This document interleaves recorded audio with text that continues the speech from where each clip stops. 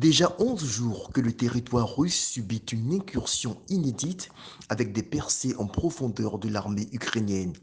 Sur la base d'un recoupement de sources de renseignements spécialisées dans la veille militaire sur le conflit en cours, Kiev contrôle avec certitude 82 localités dans l'oblast de Kursk au soir de ce vendredi 16 août.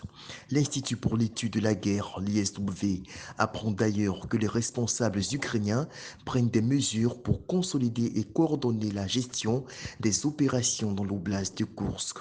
Ce jeudi 15 août, le chef d'état-major de l'armée ukrainienne Oleksandr Syrsky a annoncé la mise en place d'une administration militaire ukrainienne à Kursk en territoire russe. Certes, les troupes de Moscou peuvent se targuer de quelques succès tactiques à l'est de l'Ukraine, notamment en direction de Pokrovsk, ainsi que la capture d'une poignée de soldats ukrainiens à Kursk qu'ils roulaient en boucle.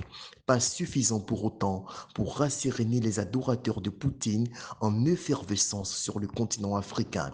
Pour les plus fanatiques, il est inconcevable même d'admettre que le Messie de Moscou ait été pris à revers.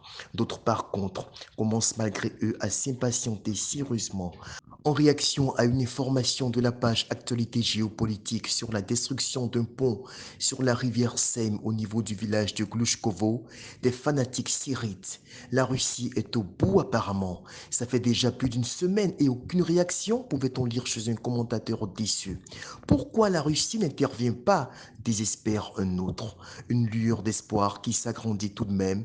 De plus en plus d'Africains ouvrent les yeux et se rendent compte de l'immense supercherie dont on tente de se servir pour les enchaîner dans un esclavage à la soviétique.